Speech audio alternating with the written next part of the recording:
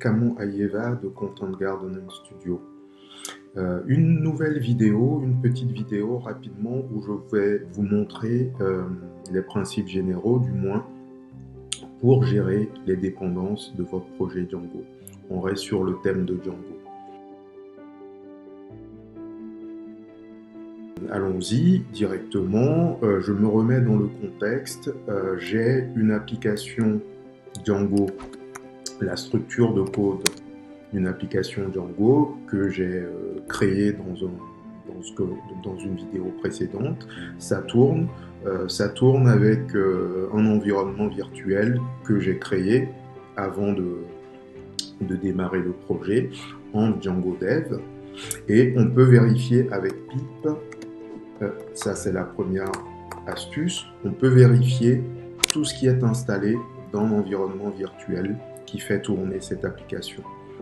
On a Django en version 3.1, ASCII-Ref, P2Z et puis SQL Parse. Alors l'idée ici, c'est que ces packages avec leur version constituent les dépendances de votre projet.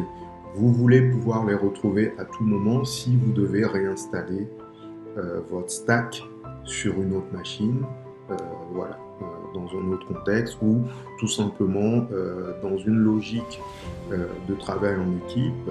Si vous avez un collègue qui a besoin de récupérer votre code versionné dans Git, typiquement, de le récupérer et de l'installer chez lui, vous voulez faciliter les choses, il faudrait qu'il puisse trouver toutes les dépendances et garantir d'installer toutes les dépendances comme il faut, plutôt que de devoir chercher ou de rester dans la confusion.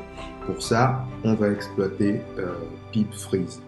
On va utiliser pipfreeze pour générer un fichier qui permet d'encapsuler la liste des dépendances avec les versions précises de chacune des dépendances.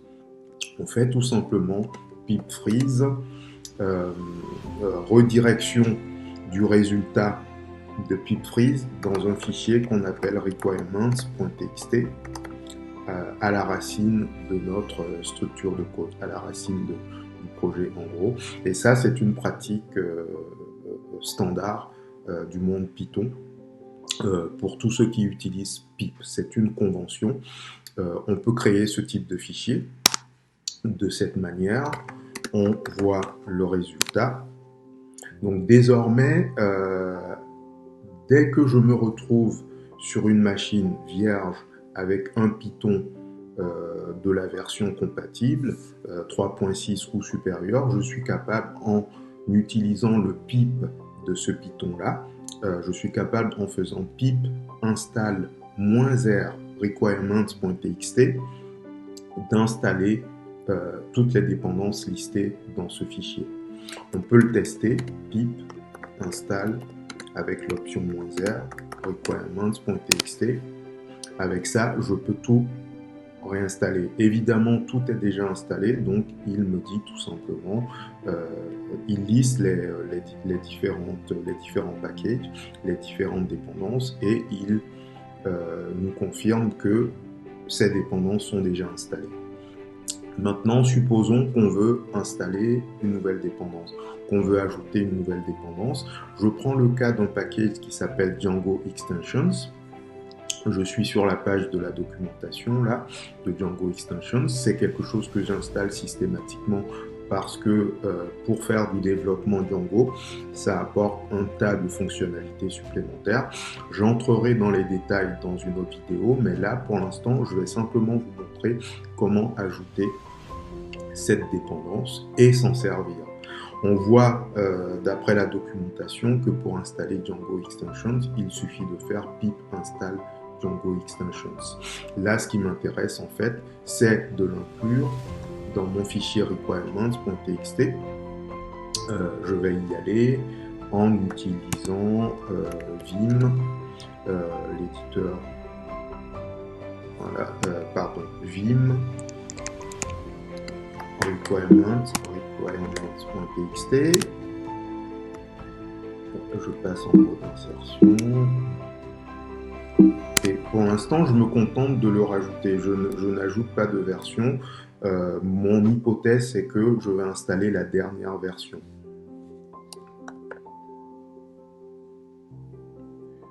On y est. Ouais. On vérifie. On y est. Et donc, maintenant, je repars sur pip install -r requirements.txt.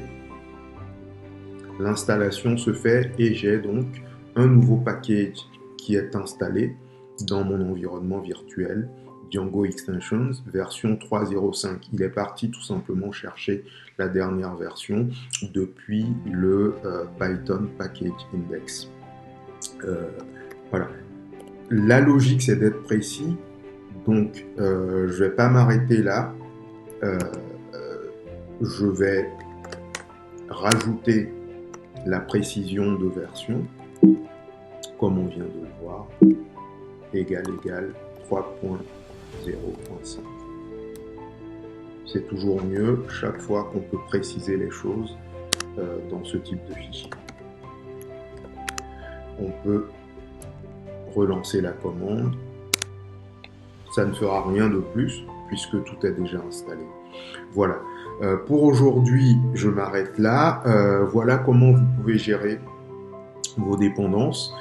En termes de workflow de travail pour le développeur, bien sûr, tout ça, on le pousse ensuite dans un repository sur Git, sur un serveur Git, parce que le but de tout ça, c'est de le conserver pour continuer à travailler au jour le jour et améliorer notre code et un jour le partager avec quelqu'un, le déployer sur des serveurs, etc. Donc très rapidement, dans votre pratique, vous devez intégrer le serveur Git qui vous permet de versionner votre code et de gérer les différentes versions, voire de faire différentes releases qui vont servir à mettre en place votre stack sur un serveur de pré-production et ensuite de production. Voilà, on s'arrête là et puis dans une autre vidéo, je parlerai un peu plus de Django Extensions qui est également très intéressant à voir.